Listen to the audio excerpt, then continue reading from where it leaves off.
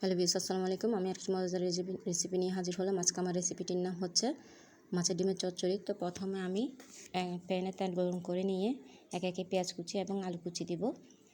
আর এখানে আলু কুচিটা আগে দিয়ে দেওয়ার কারণ হচ্ছে আলুটা পেঁয়াজের সাথে যাতে ভাজা হয়ে যায়, সামান্য পরিমাণ সিদ্ধ হয়ে যাবে একসাথে। তো আমি স্বাদ মতন লবণ দিচ্ছি, তো কাঁচামরিচ কুচি দিচ্ছি।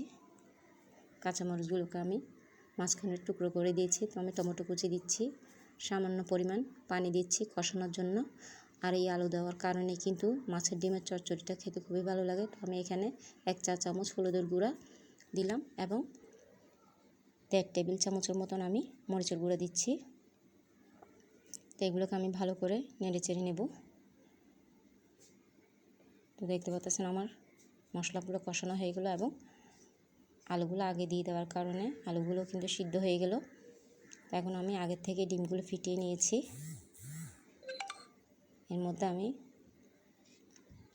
মাছের ডিমগুলো দিয়ে দিচ্ছি। তো এগুলোকে আমি ভালো করে নেড়ে চেড়ে নিব। আর এই মাছের ডিমের চচ্চড়িটা কিন্তু খেতে খুবই ভালো লাগে।